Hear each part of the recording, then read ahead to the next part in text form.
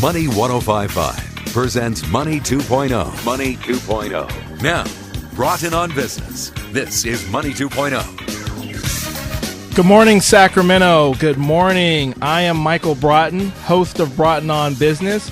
Before we get started, let me tell you a little bit about me. Michael Broughton, I'm president and CEO of Blanket Marketing Group. We are a full-service advertising agency specializing in digital services. If you want to get a hold of us, you can reach us at 916-329-8600, 916-329-8600, or info@blanketmarketinggroup.com. Now, about this show. This show is about business. I love talking business. We talk to heads of business, organizations about marketing. We talk politics. We talk about what's going on in the Sacramento region.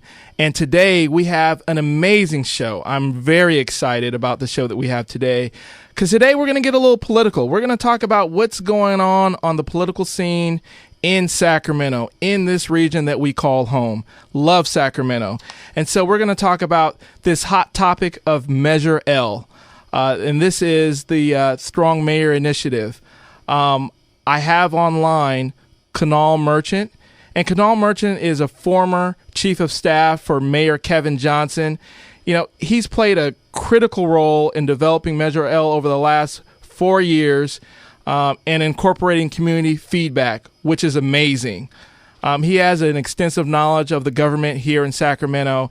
And so we are going to have him on in a moment and just ask him some questions and figure out what's going on with this Measure L and how is this going to help our region, Sacramento, move forward. So stay tuned, and we will be back with Kunal Merchant and learn more about Measure L and how this is going to impact this region.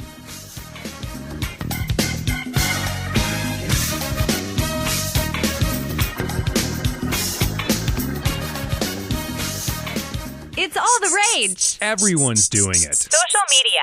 You want to make it in today's market? You got to have a social media strategy. What is social media? Hey, I'm Michael Broughton, president and CEO of Blanket Marketing Group. If you heard it once, you've heard it 1,000 times.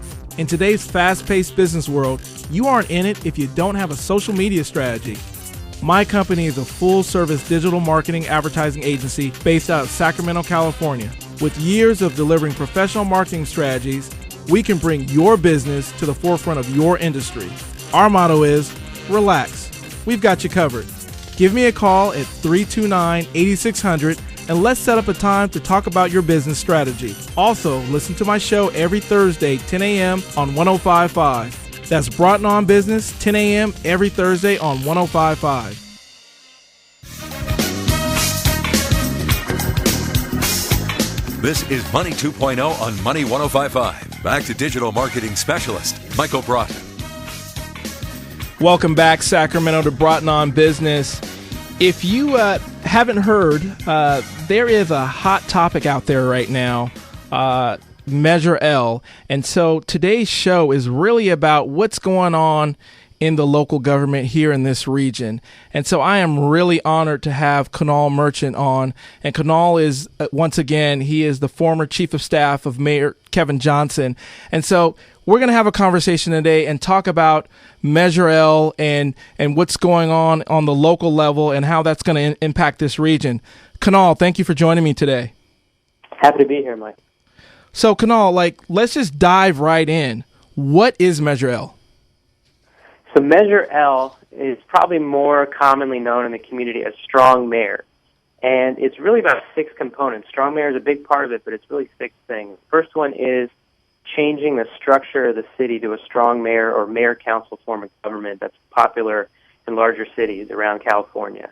Number 2 is it creates an independent budget analyst or fiscal watchdog who's kind of outside the system to keep the public informed about the kind of books of the city and the decisions they're making. 3 is about ethics and transparency, having new committees and new ordinances to make sure elected officials are, above board and working really with the public's interest in mind. 4 is a neighborhood advisory committee, which is really an effort to make sure that as the city grows, our neighborhoods continue to have a really strong voice in day-to-day decisions of the city.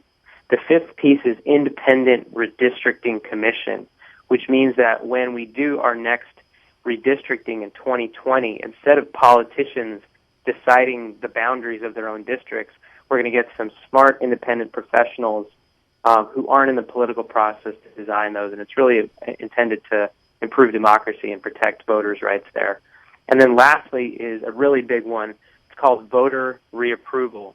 And what that means is, and this is important to your listeners, all of the changes that we're talking about that are included in Measure L, they're for a 6-year period of time where we test them out, we see if as a community they make sense, and if we like them, we have to reapprove them. We have to vote again in 2020 to make them permanent.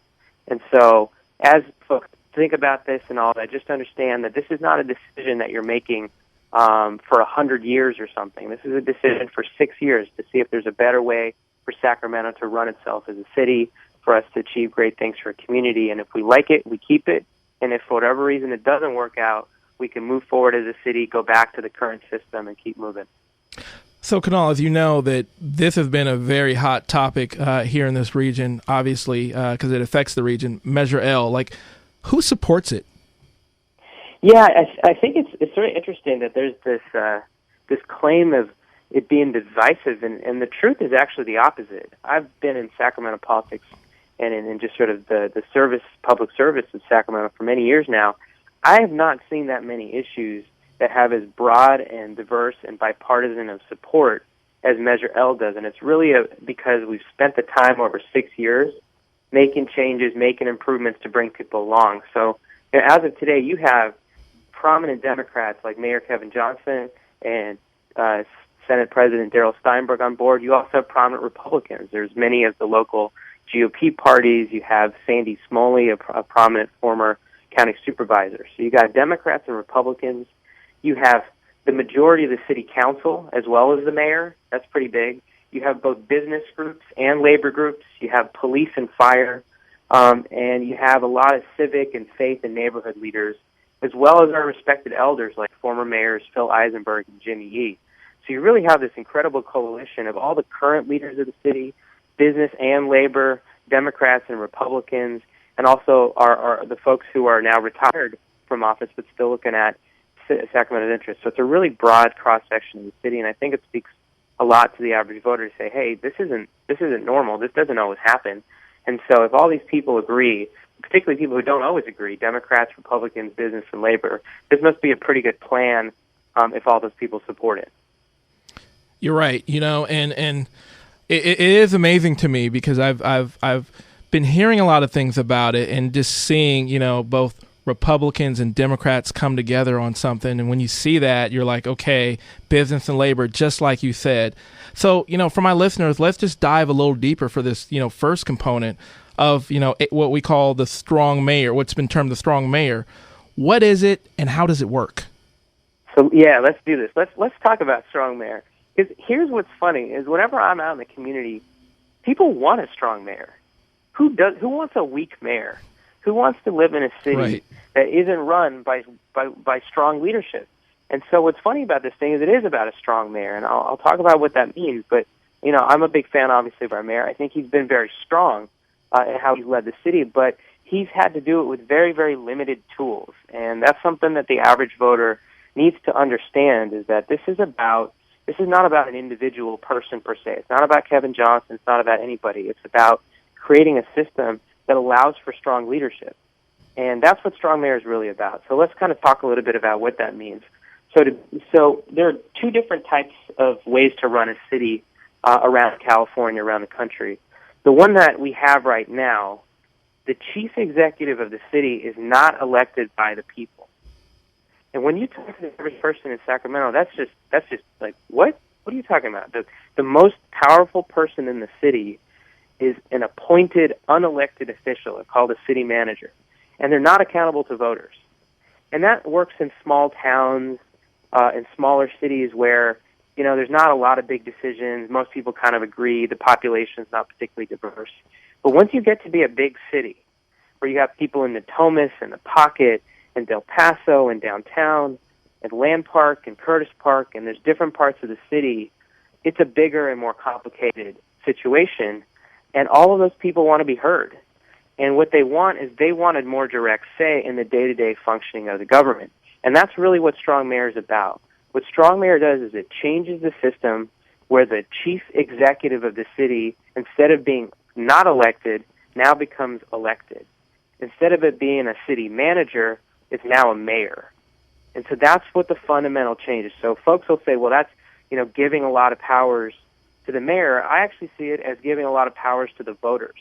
Because what it does is it says, if you're going to be in charge of the budget, if you're going to be in charge of the priorities of the city, if you're going to be in charge of the people who work in the city, you need to be accountable to voters. In a city as big as Sacramento, you need to be accountable to voters. What putting the mayor in that job does is it creates that clear accountability. So if I'm an average voter and I want to say, hey, who's making sure my street is safe? Or who's making sure that the economy is growing and jobs are being created? Now I know it's the mayor. And right now that's not the case. Right now the mayor is one of 9 members of the city council. And he has as much power as one individual, even though he's elected citywide, even though he works full-time. He, in effect, has the same power as a council member who only represents 1/8 of the city and works part-time. And that's just not in the best interest of Sacramento. So tell me, how is this different and better than the status quo? I think it's a couple things. One of them I just hit on, which is this idea of clear accountability. The average voter deserves to know where the buck stops. And I remember my days at City Hall, how frustrating it is for people when they have a problem. You have something wrong with your neighbors, or you're worried about your business trying to get a permit, and you come to City Hall and you say, hey, this is a problem. Who's going to fix it? Or whose fault is this that this isn't working? And the crazy thing is right now, everybody can point fingers and pass the buck, legitimately. So you go to the city managers and the city staff, they'll say, well, hey, we just do what the council tells us. You go to the council, they say, well, that's not my district. But, the mayor, you should talk to the mayor. And then you call the mayor's office. The mayor's like, I don't even know what you're talking about because we're actually not allowed to know about these day-to-day decisions that you're talking about, so you should talk to the city manager. And it's real frustrating for the average person. And I know this mayor's tried really hard to not be that kind of elected leader, to be accountable, but he just literally doesn't know on a day-to-day basis what's going on with police and fire and permitting and all of that stuff. And so what Strong Mayor does is it makes it simple. The mayor has to be accountable for everything that happens in the city. So if something isn't working in the city, you call the mayor's office, they're accountable. It could be a business thing, it could be a public safety thing, it could be a neighborhood thing. The mayor's office is clearly accountable. The buck stops with the mayor. I think a second thing, it's a little bit more kind of inside baseball, is we've had a really good democratic system in the United States for over 200 years. I know we got our troubles right now, and it's too partisan and this and that, but the sort of separation of executive and legislative powers has always been really good. It works at the federal level, it works in every state around the country, and it works in 60 to 70% of big cities.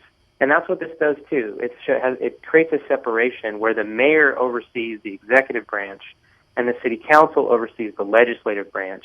And they're both equal branches, and they kind of are a check and balance on each other, the same way that the governor and the Assembly and Senate are a check on each other, or the President and the Congress are a check and balance on each other. Right now, everybody's all kind of commingled into this one room where everybody's in charge, so nobody's in charge. And so we're trying to create a separation of powers and more checks and balances as well. So, how does this compare to other cities? It's very much in line with what San Francisco, Los Angeles, Oakland, Fresno, and San Diego have done in California. And it's also very similar to what Seattle and Denver and other cities around the country have done. This is really a step that cities take as they get bigger, as they get more diverse, as the issues they face is more complex. And we've had experts look at this plan, and it's very much in line. It's very consistent with what's worked in those cities. And probably the most powerful statement I can give you about the effectiveness of this change is that, to a T, nearly every city that has made this change, with I think one random exception, never goes back. Once you empower your voters to pick their chief executive and have this kind of clear lines of accountability and clear separation of powers, Voters like that. They know what's going on. It's more transparent. It's more accountable, and they don't change. So now let's go into what are the other components besides the strong mayor? Yep, and I think this is real important. I mean, I'm a big fan of the strong mayor provision. I think our mayor in particular could be phenomenal if allowed to really have some tools. You look at how much he's done with one hand tied behind his back. Just imagine what he could do if he really had, all the tools that a normal big city mayor would have. But it's also important to look beyond that and to see some of these other things in here, because there's some really good stuff that's going to help the city government be more transparent and more ethical and have voters and neighborhoods more involved. So one thing that I think everybody should support, I really can't imagine why somebody wouldn't, is this idea of an independent budget analyst. And what that is if you know at the state level, there's something called the Legislative Analyst Office. And they're kind of like an independent group that gets to analyze the bills and the policy decisions that are coming down the pipe at the state and say, you know what, apart from all the politics, here are the facts, here's what's good about this, or here's what's bad about that. And we think at the local level, we should have the same kind of resource available to taxpayers for city residents. And so what an independent budget analyst would do is they would, independent of the mayor's office, independent of the city manager, they'd be able to say, okay, here's the mayor's budget this year. We think that these claims he's making on these three things are really solid, but we really need to be looking at this as well. And it's another resource for the taxpayer to know, how's my money being spent?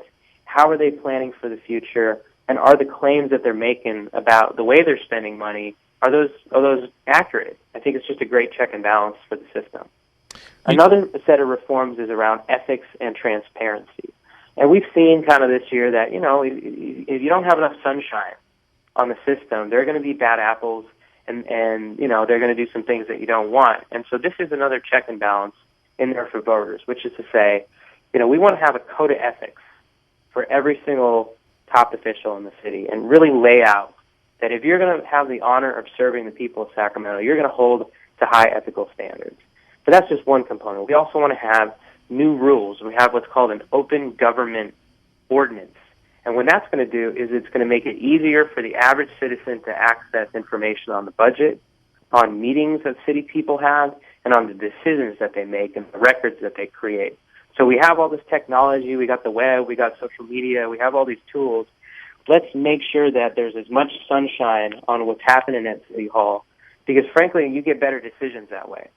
So there's more open government ordinance, there's the code of ethics, and then we'll have an ethics committee, which will be a group of sort of respected members of the community who will meet from time to time to make sure that we are playing by the rules. And I think that's real important when you think about all the important decisions that Sacramento has ahead of us, all the important things we got to do in terms of campaign finance and all these other things, to have a group of people that, apart from the politics, making sure that we're all being ethical and the actors in City Hall are being ethical, I think is real important.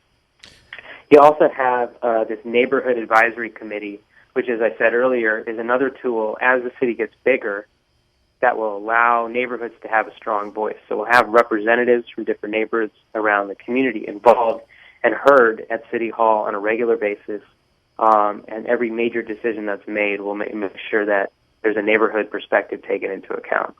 We talked about independent redistricting. That means that, in 2021, the politicians aren't the ones who get to decide who gets to vote for them. And that's unfortunately what happened a couple of years back. And you saw communities like Oak Park and District 5 in particular, and some areas in the Thomas really get, in my opinion, screwed because the decisions that were made weren't in the best interest of voters. They were in the best interest of the politicians. And that's just not democracy. So that's just a common sense change. And then again, I said the last one was the voter reapproval, that all of this stuff that I've been talking about, this is a trial period. We get to try it before we buy it. So it's a 6-year period. You see if strong mayor works. You see if the independent budget analyst works. You see if the neighborhood committees and the ethics and transparency stuff. You get a chance to see if all that works. And then we have to vote again in 2020. And only if we like it, only if after 6 years proven to be a good way to do government, then we got to vote it back in to make it permanent. Otherwise, it goes away. Kunal, a lot of my listeners, they're business owners, they're executives, they're in business. So why should businesses support Measure L? So what we've seen is the people who get this most are business owners because they have to be accountable. There's not a single business in Sacramento that has 9 CEOs, and yet we run our city that way. We run our city where we have 9 people in charge of every single decision, which is how the council works. That's just crazy.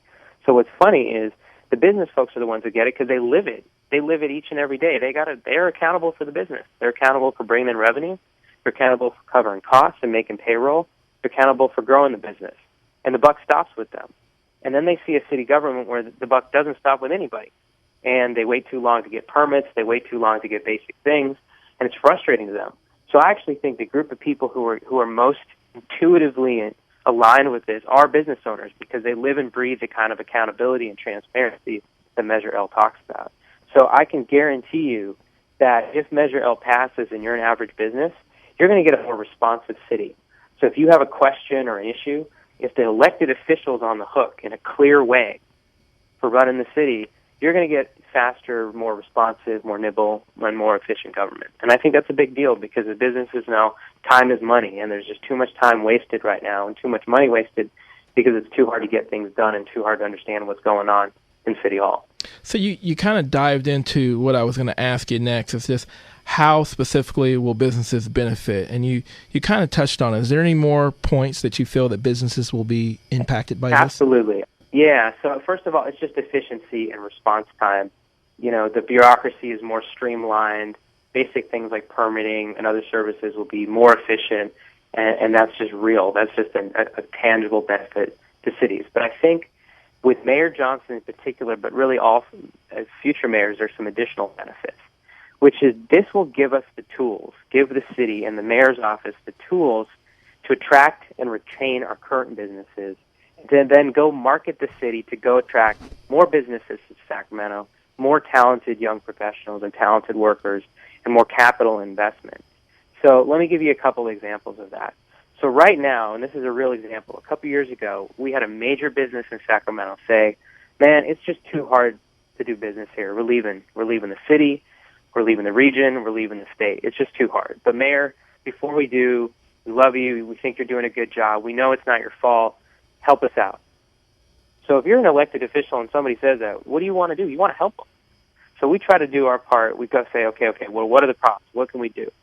And because of the way the system's set up, there's nothing really the mayor can do. He can go and talk to some people in the city and say, hey, you know, this is really important. We're going to lose a bunch of jobs. What do you think? But, you know, it's really not his call. It's the city manager's call. And the city manager has 9 council members to worry about. And in this particular case, the business was technically not in city limits.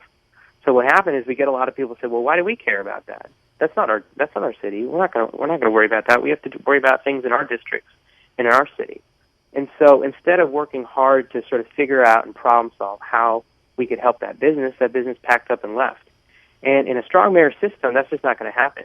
If somebody calls the mayor's office and says, look, I'm having trouble, the mayor can make 2 calls to people inside the city and say, hey, I want us to put together a cross-functional team.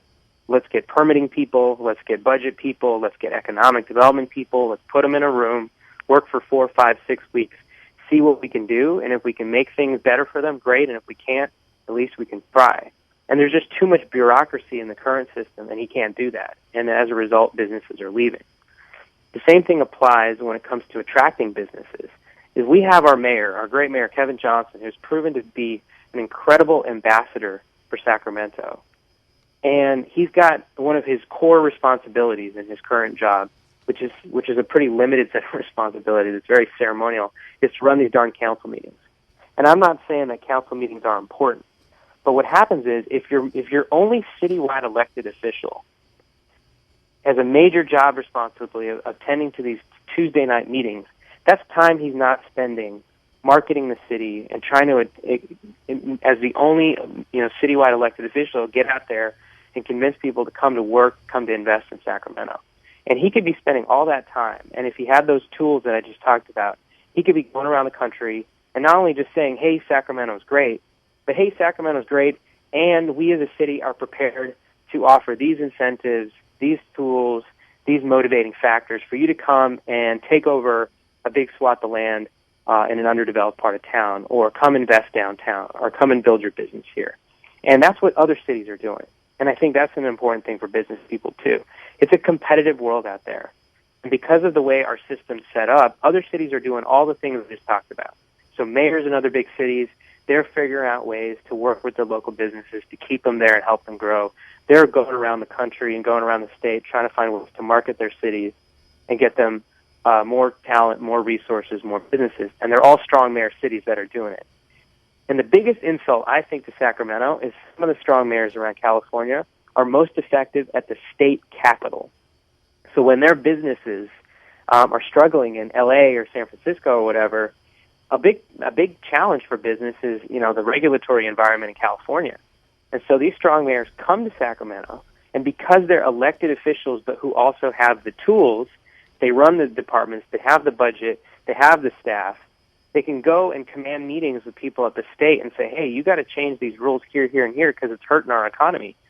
And there's response from the assembly. We can't do that in Sacramento. In our own hometown, our mayor can show up in those rooms, but he doesn't have the tools himself to do anything about it. He doesn't have the staff. He doesn't have the budget, the power to do that. So what are we going to do? Bring 5 council members down there or our appointed city manager? It's just not going to work. And so even in our own backyard, businesses suffer because other cities have elected officials with the tools to go fight for those businesses at the state capitol in a way that we don't because we have a weak mayor system instead of a strong mayor system. Kunal, these are very good points. I just want to take a break, but we're going to come back with more of Kunal Merchant and just really discussing Measure L. Stay tuned. This is Broughton on Business on Money 2.0, sponsored by Blanket Marketing. It's all the rage. Everyone's doing it. Social media. You want to make it in today's market? You got to have a social media strategy. What is social media? Hey, I'm Michael Broughton, President and CEO of Blanket Marketing Group. If you heard it once, you've heard it 1,000 times. In today's fast-paced business world, you aren't in it if you don't have a social media strategy. My company is a full-service digital marketing advertising agency based out of Sacramento, California. With years of delivering professional marketing strategies, we can bring your business to the forefront of your industry. Our motto is, relax. We've got you covered. Give me a call at 329-8600 and let's set up a time to talk about your business strategy. Also, listen to my show every Thursday, 10 a.m. on 105.5. That's Broughton on Business, 10 a.m. every Thursday on 105.5. Blanket Marketing presents Broughton on Business. This is Money 2.0. Welcome back, Sacramento, to Broughton on Business. Today, we are talking about Measure L and just really breaking it down and how it's going to impact our city and move it forward. I have online Kunal Merchant, former Chief of Staff with Mayor Johnson. So, Kunal, we've had a great conversation so far. So, hey, I'm going to ask you the big question that's been out there. Is the Measure L thing, is it a power grab? I think Measure L is about empowering voters. I have not met a single person in Sacramento who is okay not having the power to choose the chief executive of the city. So I do think it's about power, but it's about power to the voters. This city belongs to the people of Sacramento, and we have to respect them enough to let them make these big decisions. And I get frustrated with that kind of rhetoric that gets thrown around because it's just not accurate and it's not sincere. That what this is about is letting the people of Sacramento engage their government, know who's doing what, and get to decide who runs the city.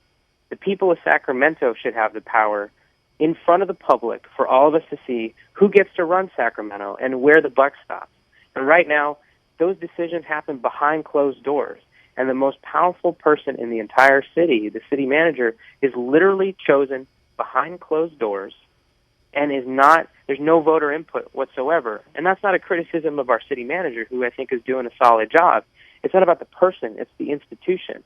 It's just we believe that the voters should get to make that call, and they should be empowered to do it. So no, I reject that kind of rhetoric. I don't think it's genuine. It ignores the fact that we have all sorts of checks and balances the voter reapproval in 6 years. I mean, what kind of quote-unquote power grab is going to make voters have 2 opportunities to try something before they make it permanent? You know, we have term limits involved in this, so there's a 3-term limit on mayors. There's an ethics committee. There's a neighborhood committee. There's transparency ordinances and all this stuff. That's just not the kind of stuff you do if it's some, you know, power grab or whatever sort of crazy rhetoric is out there. So I strongly reject that line of thinking, because the facts and the spirit of this is so much on the other side of that. Well, Kunal, I mean, you know, opponents out there say that this is extreme and this could create corruption. Yeah, again, that's just more rhetoric. First of all, it's not extreme. If you stack this up against any plan in the state, you will have academic and public policy professionals tell you that this is 100% in line with what's been tried elsewhere.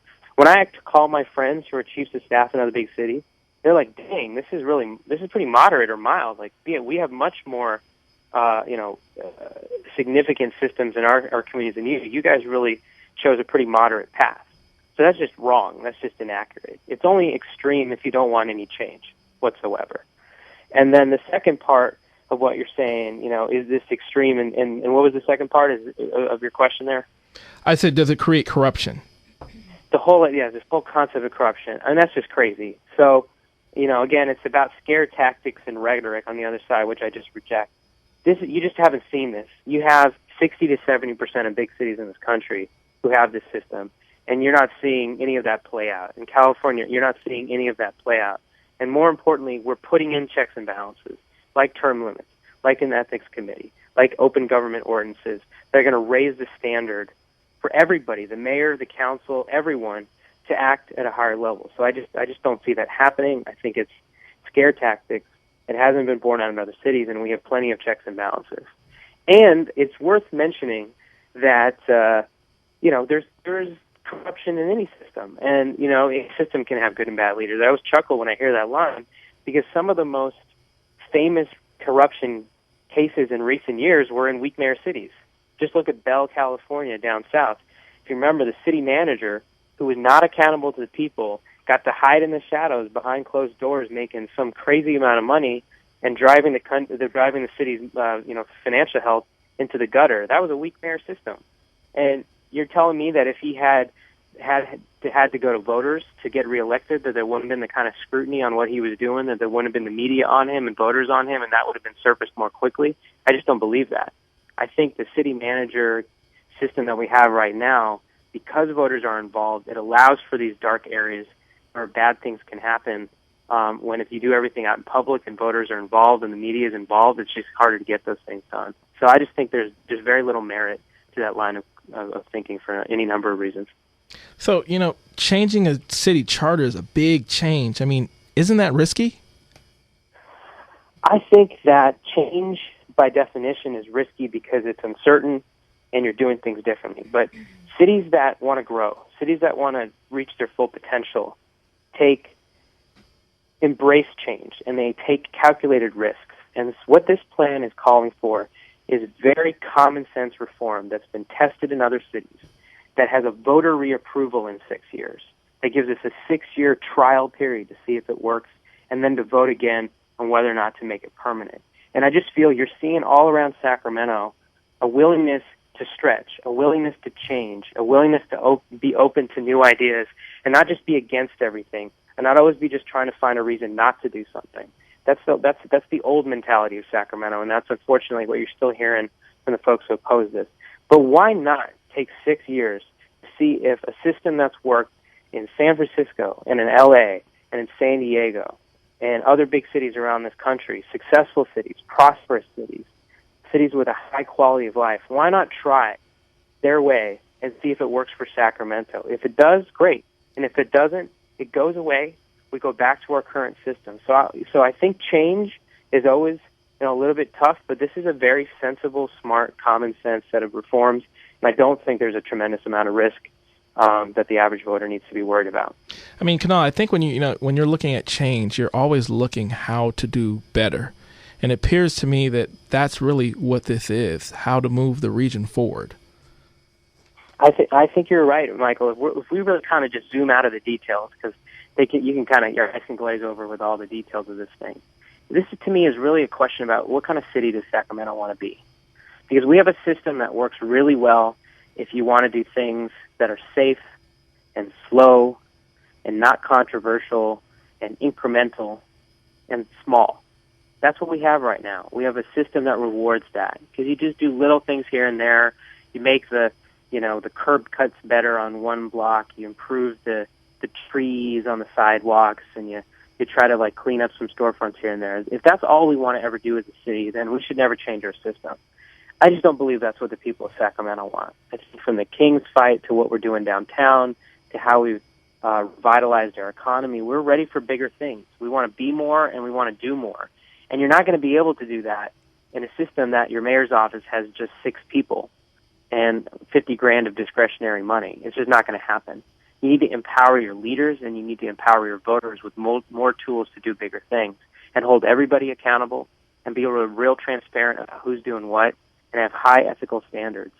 And that's what Measure L is all about. It's going to give the mayor, the council, our neighborhoods, and our city more tools and better tools to do better things and bigger things.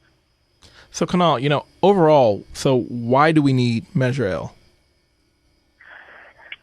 I think it's because Sacramento's ready to embrace its full potential. And Kevin Johnson's the right leader to move this forward. I think that the average citizen deserves more accountability from government because it'll lead to safer streets, a better economy, better use of taxpayer dollars. I think as a whole, it's going to allow us to capitalize on the momentum that we have right now. We can market our city better. We can create more opportunities for investment. We can support our local businesses. It's just about getting more done all across the board. When you get on a little bit of a hot streak, which is what we are right now, anybody who's in sports or any other kind of competitive environment, the last thing you want to do is get complacent. And I just know Kevin Johnson, having worked for him, he used to say, when I was up by 10 points, I wanted to be up by 20 when I was a basketball player. And when he was up by 20 points, he wanted to be up by 30.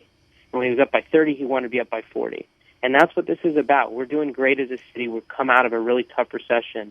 And now's the time to think about the future and to invest in ourselves and to trust ourselves to really drive that progress forward. Just because everything's okay today, the cities that are sitting around on their hands like that, they're not going to be successful in 5 or 10 years. But the cities like Sacramento that say, okay, we're willing to upgrade and modernize our city government along with our airport and our museums and our downtown and our economy and all these other things. We're going to make those investments in ourselves for the long term. Those are the cities that are going to win in 10 years and in 20 years. And at the end of the day, that's what Measure L is about. It's about taking the progress that we have and building on it and building for the future and making some common sense reforms that are going to really position us for greater success. So, Kunal, why do you think people in this region, there's a lot of people for it, but there's some people that are afraid. Why do you think that's so? I think that's natural. I think again, change requires uncertainty. I think what I've seen, though, is a lot of people maybe 6 years ago were very concerned. And what I've seen is that numbers steadily go down as you talk to people, you explain how things work, and you show all the changes that have been made. This plan is very different than the quote-unquote strong mayor plan from 2009. The mayor will be the first to admit, he was so eager to get moving on Sacramento that initial plan maybe came out too quickly and it went a little bit further than what Sacramentans would be comfortable with. And so he listened. To his credit, he listened like any good leader would, and he changed and adapted the plan. And he talked to a lot of people who were concerned that said, hey, I want Sacramento to be successful. I do want to do stuff, but I don't want to be careless or reckless. And I'm worried about moving too fast or not thinking things through. And so we've taken 6 years to really improve the plan and add in a lot of these checks and balances that we've talked about today to make it better. And what's happened is a lot of the folks that you're talking about who maybe were concerned or uncertain 6 years ago are now on board. And that's why you see this incredible broad-based support from basically every corner of Sacramento. So there's always going to be a few folks. In politics, you're never going to get 100% of the people. But I'm incredibly, I think, excited and inspired by how many people have come around and said, you know what, I get it now. You guys have made some really good faith changes that make this plan a little bit more balanced than the original. I appreciate that. Let's give this a shot for 6 years, and then we can reevaluate in 6 years and see if it's worth keeping on a longer-term basis. Kunal, I have, definitely, over time have become a supporter. And it's to me, it kind of baffles me a little bit when and everybody has their own.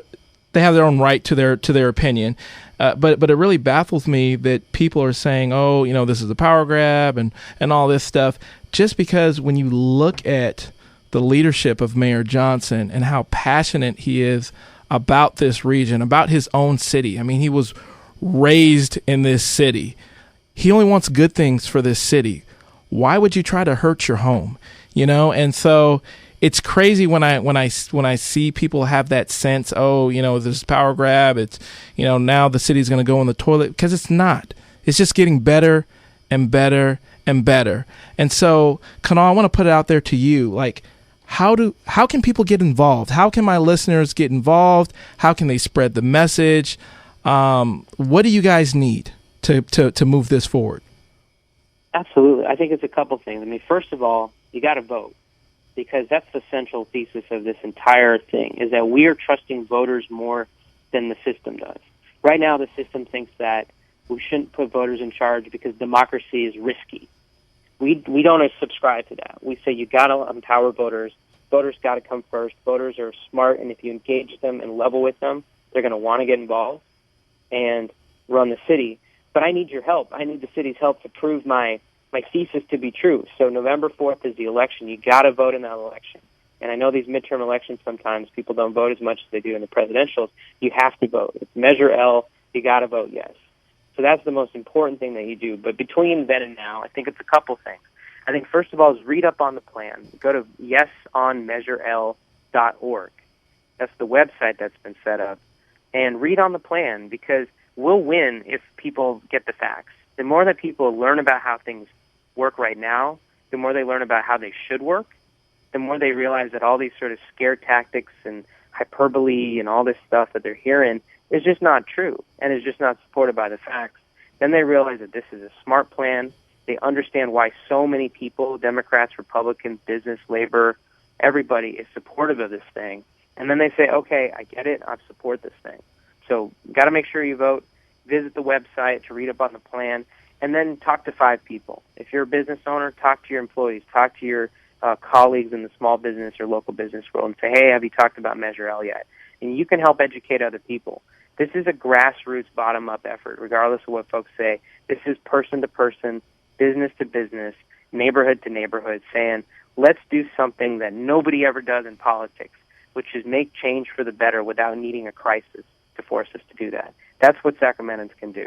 They can get informed, they can get engaged, they can vote, they can read up on the website, they can talk to their friends about it, and make sure that we win this thing. And so obviously, there's other ways to keep getting informed about this campaign, like, sign up to get the newsletter or follow the campaign, on Facebook, vote yes on L. Twitter, vote yes on L. And so, Kunal, what's the final thing that you want to leave my listeners with today? I think it comes down to accountability. I'm going to close where I started. You deserve a government that's accountable to you. That whether it's a mayor or a council member or a bureaucrat or anybody, when they say that they're going to do something, when they say that they're going to spend your tax dollars a certain way, they need to be accountable.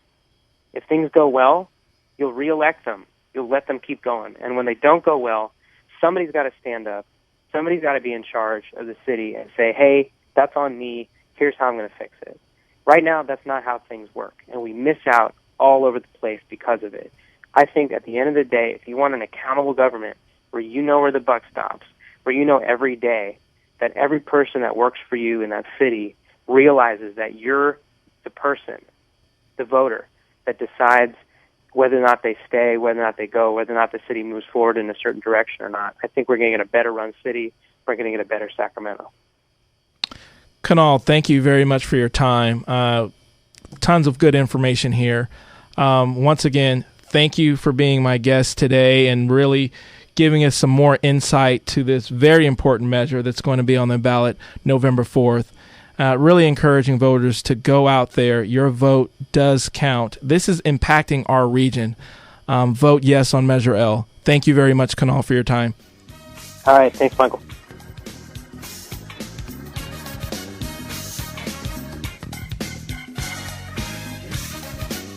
We'll be right back with Broughton on Business.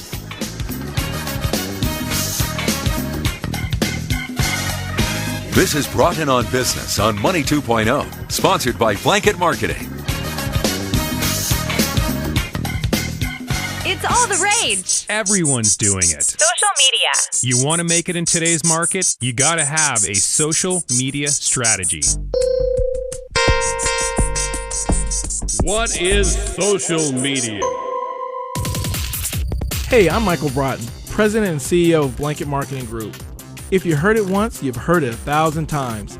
In today's fast-paced business world, you aren't in it if you don't have a social media strategy. My company is a full-service digital marketing advertising agency based out of Sacramento, California. With years of delivering professional marketing strategies, we can bring your business to the forefront of your industry. Our motto is, relax. We've got you covered. Give me a call at 329-8600 and let's set up a time to talk about your business strategy. Also, listen to my show every Thursday, 10 a.m. on 105.5. That's Broughton on Business, 10 a.m. every Thursday on 105.5.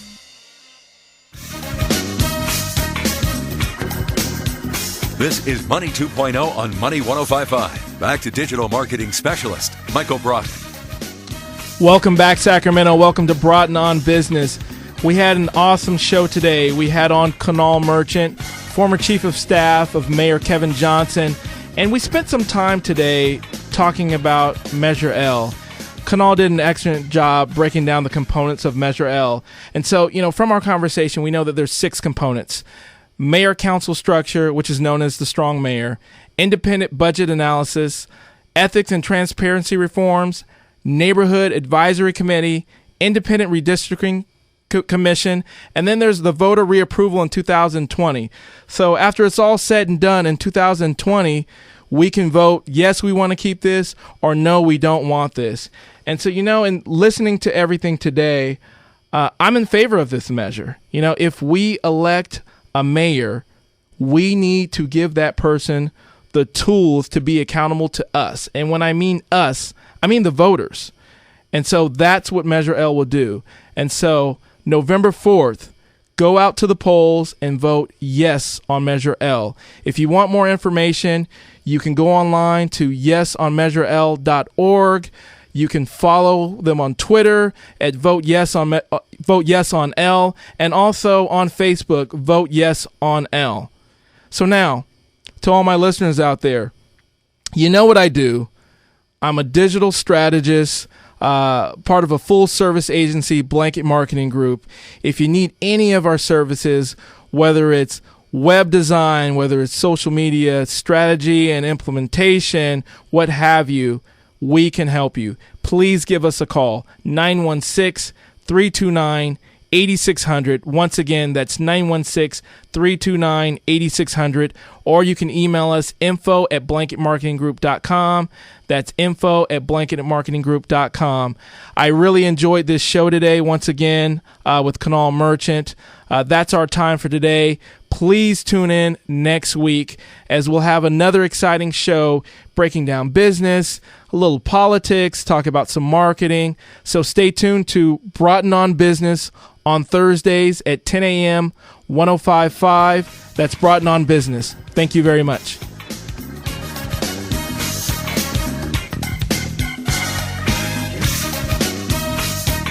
This is Broughton on Business on Money 2.0, sponsored by Blanket Marketing.